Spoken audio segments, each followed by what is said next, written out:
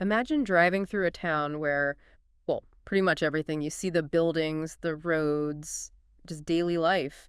It was all dreamed up and run by a single lumber company. Yeah, it sounds almost fictional, doesn't it? Oh. Or maybe a bit controlling. Right. But that was the actual reality in Crossett, Arkansas. Wow. Its whole story is tied up with the Crossett Company. And what's really fascinating about their story as we dig into the Crossett Company, Yeah. timber town and transformation, is that they didn't just follow that typical cut and get out path. Yeah. You know, the one so common back in the early 20th century lumber game. Exactly. Instead, you see this deliberate effort, pretty innovative in some ways, to build something lasting, a sustainable business and a real community alongside it. Okay. So for you, the learner, today's deep dive is right into that sweet spot. Industry, building a community, and surprisingly, thinking ahead about the environment. We're going to unpack the big decisions, the unexpected turns, and really get a handle on how this one company shaped a whole town and left a mark that's still there. Okay, so where do we start? Back at the very beginning. Let's do it. Turn of the last century. Right. It kicks off around 1899. You've got these three investors from Iowa, Charles W. Gates, Edward Savage Crossett, that's where the town name come from, obviously, and Dr. John W. Watzek. Okay. Iowa money coming south. Exactly. Yep. And crucially, they bring in Charles's brother, Edgar Woodward Gates, known as Cap Gates. He was the boots-on-the-ground guy, the manager running things right there. Got it. So what was their first move? A big land purchase. Huge, actually. Somewhere between 47,000 and 50,000 acres of prime timberland, southeastern Arkansas, northern Louisiana. 50,000 acres. What did that cost them back then? Get this. Roughly $7 an acre. Whoa. Okay. That's quite a deal, even for then. Definitely looks like a smart investment now. And they didn't waste any time. They started building almost immediately. In 1899, they began constructing what was basically the first modern sawmill in that area, kind of out in the sticks, west of Hamburg, Arkansas. And this wasn't just some small-time operation, I take it. Oh, no. Far from it. This mill, finished that same year, had, the latest tech for the time, dual bandsaws. Dual bandsaws. What's the significance of that? Well, it meant they could process timber much, much faster and more efficiently than the older circular saws. Big step up in output. Plus, dry kilns, a planing mill. The works. Okay, so they're building fast, state-of-the-art stuff, but you mentioned a delay. Yeah, here's a catch. Despite finishing the mill quickly, their first actual commercial lumber shipment didn't happen until 1902. 3 years. Why so long? Railroads. They were in a pretty remote spot. They had to wait for and likely invest in rail connections to actually get the lumber out to the market. Ah, so they pour in all this money up front. Yeah. How much are we talking? Almost $1 million before they saw a single cent of revenue from lumber sales. $1 million back then? That's a massive gamble on that infrastructure coming through. Huge gamble, but it paid off. By 1905, they'd built a second sawmill, just like the first one. Their annual production hit something like 84 million board feet. 84 million. Okay, so they weren't just players, they were major players in southern yellow pine. Absolutely. They established themselves pretty quickly. And their leadership setup was interesting, too. How so? Well, the founders kept most of the stock, naturally, but they also gave shares to key managers. It was a way to, keep everyone invested, pulling in the same direction. Smart move. Makes sense. So under Cap Gates, the focus early on was just efficient logging and milling. Get that timber out. Pretty much. Maximize the output from those incredible virgin forests. But, and this is key right from the very start, they were also planning the town, a self-sufficient company town for all the workers. Right. Which brings us to Crossett, the town itself. This wasn't accidental growth, was it? This was planned. Totally planned. They specifically chose a spot about 15 miles from Hamburg, right on their own land, and named it Crossett after E.S. Crossett. Boomtown and Company, linked from day one. So how quickly did the town take shape? Fast. By 1903, just a year after that first lumber shipment, they already had dozens of houses built, simple clapboard places, plus a school and a church. That was the core right there. And it was officially incorporated that year, too, 1903. Did that mean the town had its own government, separate from the company? Well, yes and no. It was legally a town, sure. But the reality, the company owned pretty much everything and controlled, well, almost everything. Okay. So incorporation didn't really mean independence. Not really.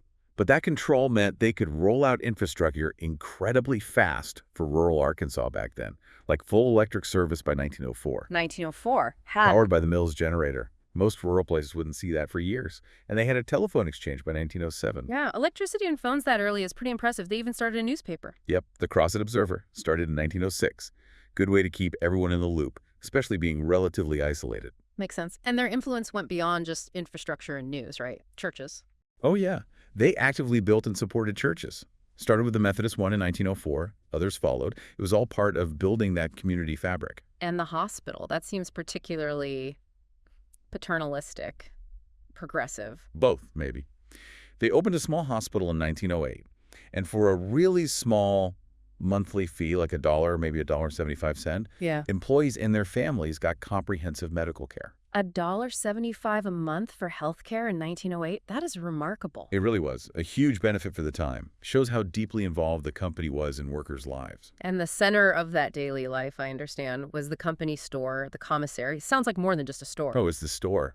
Mhm. Massive. You could get literally anything there. Groceries, clothes, hardware, tools, everything. Designed to keep the money in the company ecosystem, I bet. Credit available. You got it. Encourage spending right there, often on credit against future wages. Classic company town setup.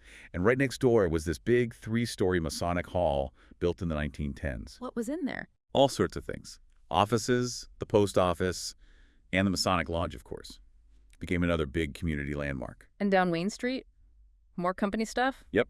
The company built a bank and an ice plant, pretty essential in the Arkansas heat before widespread refrigeration. So a company store, Masonic Hall, bank, ice plant. They really did provide almost everything. What about where people lived? The houses. Rows and rows of identical houses. Mhm. By 1904, they had over 250 of them. Gray and white, shotgun style, rooms lined up in a row. Basic structures. Very basic initially. Raised on piers, no indoor plumbing or electricity at first. Later, they added things like electricity, and the rent went up a bit, maybe $8 a month by 1915. $8 a month. Still sounds cheap, but the company owned it all, maintained it all. Exactly. Low rent, company handles maintenance. Yeah. But they also had rules, like the famous 10:55 p.m. light signal. Wait, what? A light signal? Yeah, the lights would blink at 10:55 p.m. as a warning. Meant the power from the mill generator was shutting off for the night in 5 minutes. Wow, that's real control. Seems almost stifling. It's definitely a level of control we don't see today. But, despite the hard work and maybe basic conditions, people said there's a strong sense of community. How did that develop? Well, the churches were big social centers. Yeah. And the company threw this huge annual picnic. They'd load up like 2,000 people onto the logging train, take them out to a lake for the day. A company picnic for 2,000 people. Yeah. Plus, they sponsored other stuff, a bandstand for concerts, a roller skating rink, even a spring-fed swimming pool. They were really investing in keeping people occupied and maybe happy. Seems like it. And there's that great story about Cap Gates and the circus. Oh, yeah. What happened? Apparently, a traveling circus went bust nearby. So Cap Gates bought their bear in a carousel for the town. He bought a circus bear for the town. That's the story. A pet bear in a carousel, courtesy of the company manager. Talk about unique perks. Definitely not your standard corporate benefit package. Yeah. What about social rules? I know Ashley County was dry, no alcohol allowed. Officially, yes, it was dry. But you know how that goes. People found ways. Riverboat trips to places where they could buy booze. Local bootleggers. So not quite as buttoned up as it seemed. Not entirely. You'd hear stories about guys having a few too many and getting lost trying to find their identical house in the dark. I can imagine. But overall, because the company didn't allow saloons in town, it was apparently pretty orderly. And people looked out for each other. If a worker got hurt, remember, not much insurance back then, colleagues would literally pass the hat, collect money for the family. A strong community spirit, even within that strict company control. And central to that social life you mentioned was the Rose Inn. Oh, absolutely, the Rose Inn. It opened in the early 1910s. Cap Gates laid the cornerstone in 1912, named it after his wife, Rose. Nice touch. Was it just a hotel? It was much more than that. It was meant to be a symbol, Yeah. a sign of Crossett's progress, a real community hub. The original building was pretty grand for the area. 3 stories, wood, big porches. Made a statement. And it served specific needs beyond just visiting salesmen. Definitely. It was the only place for visitors to stay overnight. Lumber buyers, company execs, new folks waiting for a house. And interestingly, the top floor was just for unmarried school teachers. The teachers lived there. The unmarried ones, yeah. One school for white kids, one for black kids at the time, and their teachers stayed on the top floor. The second floor was for visiting brass and single male employees. Fascinating. And it became like a town clubhouse. Totally. Big lobby, fireplace, rocking chairs. And the dining room was supposedly famous across South Arkansas, apparently quite elegant. Elegant how? Had a dress code. Men needed a coat and tie. Yeah. And the manager kept spares on hand if you showed up without one. Seriously, a stash of coats and ties. That taints a picture. Doesn't it? Yeah. It tells you how important it was as a social center. They held everything there. Banquets, club meetings, dances, receptions. Most homes weren't big enough for that stuff. So it filled a vital community role. Did it last? Well, disaster struck early. The original building burned down in November 1913, just a year after opening. Oh, no. Was that the end of it? Nope. The company rebuilt it pretty quickly. Shows how vital they thought it was. It went on to serve the town for over 50 years. Weddings, Rotary meetings, you name it. So it really was, as their magazine apparently said, the beating heart of the town's life. Yeah, Forest Echoes, the company magazine, called it that in 1945. More than just a hotel. It was the beating heart of Crossett's business, education, and social life. Perfectly captures that company town identity. It was social infrastructure, deliberately built. Incredible. But, okay, a town needs more than a social hub. A lumber company needs trees. And eventually those virgin forests run out. How did Crossett handle that? This is where they get really interesting, right? This is absolutely crucial. By the 1920s, they saw the writing on the wall. If they kept logging like everyone else, that cut out and get out mentality, they'd run out of timber. So they changed course. Radically. They adopted what we now call sustainable forestry, a sustained yield strategy. Really forward-thinking for the time. How did they implement that? Did they have the expertise? They hired it. In 1926, they brought in W.K. Williams, a Yale Forestry School grad, one of the very first professional foresters in the South. And they teamed up with a Yale professor, Herman Chapman, a top guy in forest management. Yale expertise in the Arkansas woods. So what did they actually do differently? Instead of clear cutting, they started using techniques like selective cutting, choosing specific trees to harvest, leaving others, especially seed trees, so the forest could regenerate naturally. It was inspired by European forestry practices. That sounds completely different from how things were usually done in the U.S. then. Revolutionary, really. Yeah. A total departure.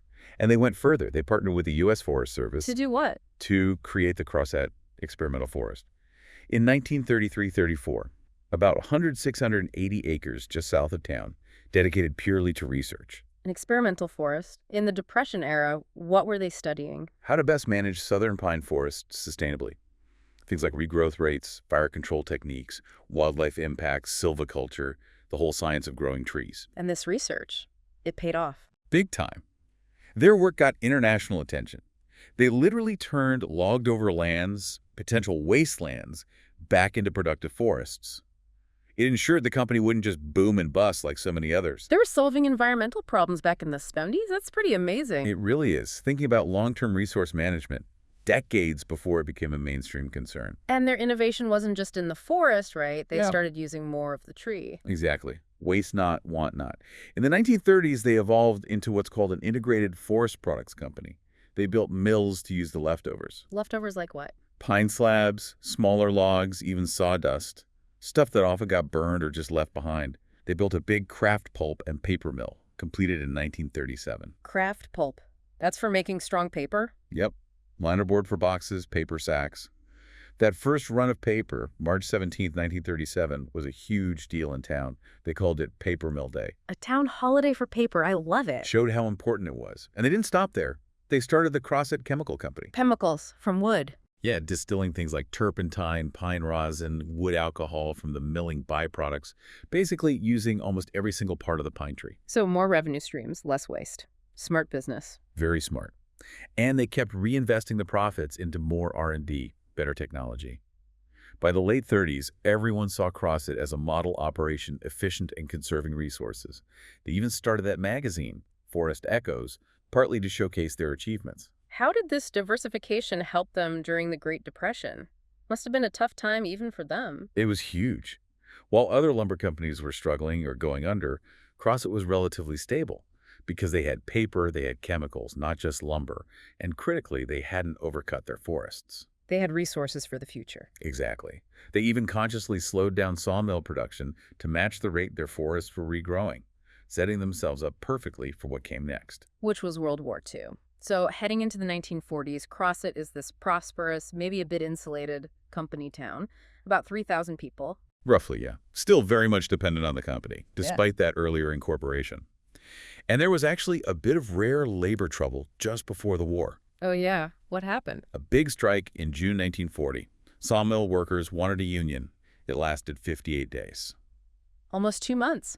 How did that play out? It was a clash, really. The company's traditional paternalism versus the workers wanting more modern labor rights. They eventually reached a compromise and work resumed. But it showed some cracks in the old model. Interesting. But mostly the image was still stable, benevolent company. Pretty much. And then the war hit, and Crossett's factories became incredibly important. How so? For the war effort? Absolutely vital. The sawmills, the paper mill, the chemical plant, all running flat out. Lumber for barracks, bridges, crates, paper products, chemicals. Huge demand from the government. So the war was actually an economic boom for Crossett. Definitely. Basically wiped out any unemployment. They even brought in more women into the workforce and used German POWs for logging work. POWs working in the forests. Wow. Yeah. And they briefly ran a plywood plant, too, which kind of hinted at future directions. They pumped out enormous amounts of stuff for the war. The town did pretty well during those years. But then VJ Day, 1945. The war ends. Government orders dry up. That must have been a shock. It was a major transition point, a definite dip in demand at first. But the company pivoted pretty quickly to civilian markets for lumber and paper. But the really big shift happened right after the war. What was that? In 1946, the company made a historic decision. They decided to start letting go of their tight control over the town. After all those decades, why? That's a great question. Maybe changing times, maybe a sense that the old model wasn't sustainable or necessary anymore. They started selling the company houses to the people living in them, Selling the houses. to the workers. Yeah, and actively encouraging independent businesses to set up. They were intentionally stepping back from running everything. That is a fundamental change. So the town government started taking over actual city functions. Exactly. Over the next year or so, things like utilities, city services, they were transferred to municipal authorities. By 1947, you see independent businesses popping up in their own magazine, Forest Echoes. So people could actually own their homes now? Yes, longtime residents bought those company houses, often at pretty reasonable prices. It created a bigger local middle class, gave people more autonomy. Crossett started looking more like a regular American town. Still dominated by the company economically, I assume. Oh, for sure. Forestry was still king. But civic groups, the Chamber of Commerce, Rotary Club, they started having more influence, independent of the mill managers. And the hospital, did the company keep that? Nope. That got turned over to a nonprofit board in 1947, renamed the Crossett Health Center. Part of that same trend, divesting non-core operations. So it really was the end of Crossett as this private company realm. It became a city. A conventional city, yeah. Okay. Still deeply tied to the forest, but governing itself. A huge transformation. Okay, so we're into the 1950s. Crossett's company is still strong, diversified, practicing sustainable forestry. The town is more independent. But the story keeps going, right? Georgia Pacific enters the picture. That's the next chapter. By the 50s, the founding families were getting older. Edward S. Crossett's son died in 1955. The next generation, the heirs, maybe weren't as tied to the company, maybe more interested in selling their shares. And the industry itself was changing. Yeah, lots of consolidation happening. Big national corporations were looking to buy up timber assets, especially in the South with its growing pine forests. So rumors started flying around 1960. Would Crossett sell, merge? Stockholders were getting nervous about competing long-term. Did management try to stay independent? They did invest in modernizing the mills in the late 50s. There was even a deal on the table to sell to Union Bag and Paper in 1960, but it fell through. So the pressure was building. It seems so. Then, April 18th, 1962, the announcement came. Georgia Pacific Corporation was buying Crossett Lumber Company's assets. Georgia Pacific, they were already a giant by then, weren't they? A major player, yeah. Based out in Oregon, huge in plywood. They were actively expanding, looking for timber resources like Crossett's. Any idea what they paid? The reports say around $55 million. For the timberlands, the mills, everything. $55 million in 62. Significant sum.